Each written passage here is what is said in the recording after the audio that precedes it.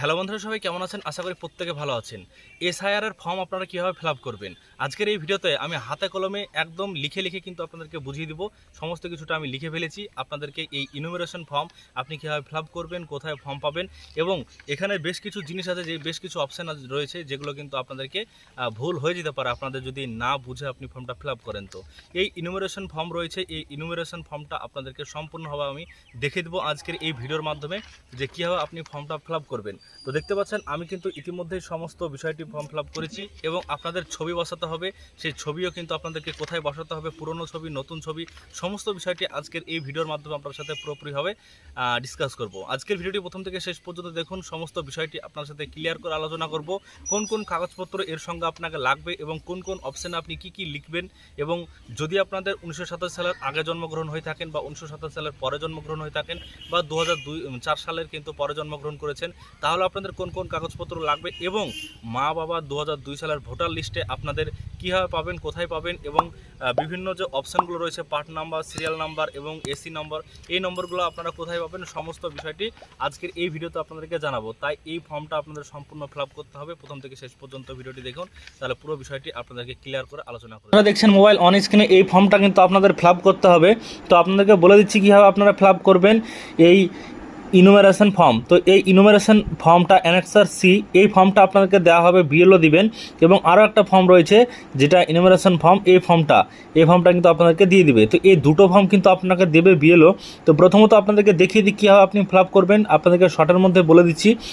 তো এখানে দেখছেন প্রথমত দেখতে পাচ্ছেন বলা হয়েছে যে ইলেক্টরস নেম, তো অর্থাৎ আপনার নাম, ইপিক, আপনার ভোটার আইডি কার্ডের ইপিক নাম্বার, অ্যাড্রেস প্রিপ্রিন্টেড, অর্থাৎ এখানে অলরেডি দেওয়াই থাকবে বিএলও যখন আপনাকে ফর্মটা হাতে দেবে। তারপর সিরিয়াল নাম্বার, পার্ট নাম্বার, নাম এবং অ্যাসেম্বলি অর্থাৎ বিধানসভার আপনাদের নাম, স্টেট, সমস্ত কিছু প্রিপ্রিন্টেড অর্থাৎ লেখাই থাকবে এখানে।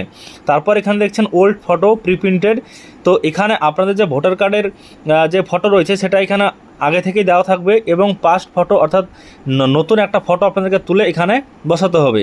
তারপর দেখছেন ডেট অফ বার্থ, আপনার ডেট অফ বার্থ দেবেন, আধার নম্বর দেবেন, মোবাইল নম্বর দিবেন, এবং আপনার বাবার আধার নম্বর, আপনার যে বাবার নাম দেবেন, এবং এখানে ভোটার আইডি কার্ডের ইপিক নাম্বারটা লিখে দিবেন। মায়েরও সেম একইভাবে মায়ের নাম দেবেন, ইপিক নাম্বার লিখবেন, এবং স্পাউস যদি আপনি বিবাহিত হয়ে থাকেন তাহলে আপনার স্ত্রীর, বা যদি কোনো মেয়ে আবেদন করে থাকেন তার স্বামীর নাম কিন্তু দেবেন, এবং তার ভোটার আইডি কার্ডের নাম্বারটা দেবেন।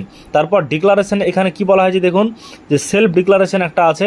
এই সেলফ ডিক্লারেশন জায়গাতে বলা হয়েছে, দেখছেন প্রথমত যদি আপনার বয়স 1/7/1987 তার আগে জন্মগ্রহণ করেন তাহলে 1 নম্বরের টিক দিবেন, এবং তার ডকুমেন্ট হিসাবে আপনাকে জমা করতে হবে আপনার বার্থ সার্টিফিকেট অথবা রেসিডেন্ট সার্টিফিকেট। এছাড়া অন্যান্য ডকুমেন্টস, প্রোভাইড অ্যানি ডকুমেন্টস, আপনি যে কোনো ডকুমেন্টস দিতে পারেন। যে 12টা ডকুমেন্টসের কথা বলা হয়েছে এর আগে ভিডিওতে আপনাদেরকে কিন্তু জানিয়ে দিয়েছি।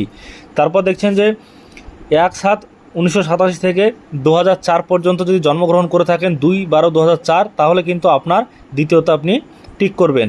তৃতীয়ত বলা হয়েছে 2/12/2004 এই তারিখের পর যদি জন্মগ্রহণ করেন তাহলে তৃতীয়ত টিক করবেন। চলে গেল একটা ফর্ম।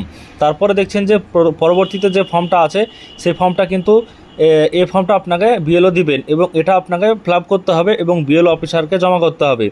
তো দেখছেন যে এটাও কিন্তু ইনুমেরেশন ফর্ম অ্যানেক্সার 3। তো এটা প্রথমত আপনার এই ঘরে আপনার নাম থাকবে, ইপিক নাম্বার, অ্যাড্রেস, সমস্ত কিছু দেওয়াই থাকবে, সিরিয়াল নাম্বার, পার্ট নাম্বার এই ঘরে দেওয়াই থাকবে। তারপর এখানে কিউআর কোড বলেছে, এখানে একটা কিউআর কোড দেওয়া থাকবে, আপনাদের অরিজিনালি কিউআর কোড থাকবে, এবং সেই কিউআর কোডে আপনি স্ক্যান করে সমস্ত ডিটেলস আপনার পেয়ে যাবেন। তারপর দেখছেন যে ওল্ড ফটো প্রিপ্রিন্টেড, অর্থাৎ আপনার যে ফটো সেটা কিন্তু এখানে দেওয়া থাকবে, চলে আসবে এখানে। তারপর এখানে দেখছেন যে নতুন একটা ফটো আপলোড তুলে আপনার এখানে বসাতে হবে। তারপর দেখছেন যে ডেট অফ বার্থ আপনি এই ঘরে লিখবেন, আধার নম্বর লিখবেন, মোবাইল নম্বর লিখবেন, বাবার নাম লিখবেন, এবং আপনার এখানে দেখছেন যে বাবার নাম লেখার পর এখানে দেখছেন যে আপনার যে বাবার ইপিক নাম্বার রয়েছে, যেভাবে ওই ফর্মটা ফিল আপ করলেন একইভাবে। তারপর মায়ের ইপিক নাম্বার, মায়ের নাম, স্পাউস থাকলে দেবেন অবশ্যই। তারপরে নিচের দিকে যদি চলে যান তাহলে এখানে একটা জায়গা পাবেন, এটা খুবই একটা বোঝার বিষয় রয়েছে। সেটা হচ্ছে কি, যে details of the elector in the electoral role of the last SIR, অর্থাৎ 2002 সালে লাস্ট এসআইআর হয়েছে, এবং 2002 সালে যদি আপনার ভোটার লিস্টের নাম থেকে থাকে, সাপোজ একটা আপনাদেরকে উদাহরণ দিচ্ছি, কেউ 1980 সালে জন্মগ্রহণ করলো, তার 2002 সালে কিন্তু নর্মালি তার নামটা চলে আসবে, অর্থাৎ ভোটার আইডি কার্ড তখন কিন্তু হয়ে যাওয়ার কথা।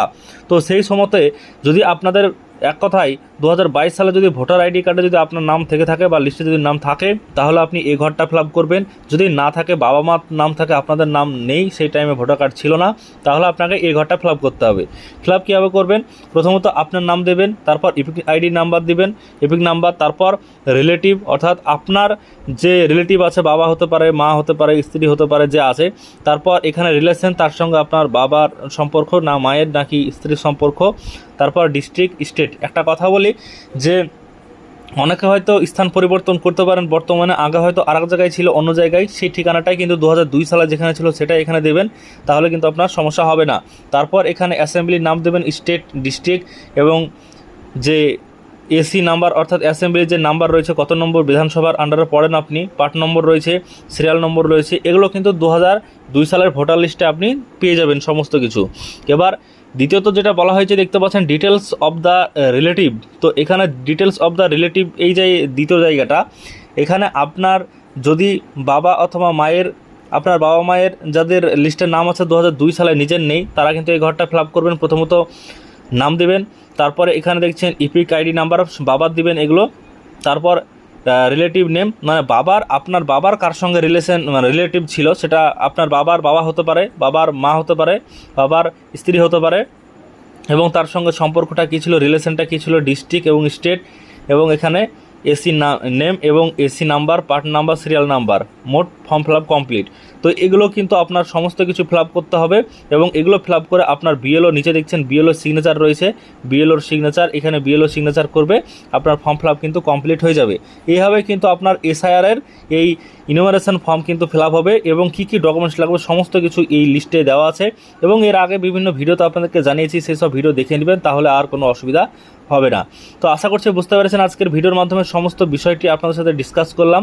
আশা করছি ভিডিওটি ভালো লাগবে। যদি ভিডিও ভালো লাগলে লাইক করবেন, চ্যানেলটিকে সাবস্ক্রাইব করবেন পরবর্তীতে সমস্ত ইনফরমেশন পাওয়ার জন্য। যদি আপনাদের কোনো কমেন্টে করার ইচ্ছা থাকে বা আপনাদের জানার ইচ্ছা থাকে, অবশ্যই কমেন্ট করে জানাবেন, পরবর্তীতে সেই বিষয় নিয়ে আপনাদেরকে জানিয়ে দেব।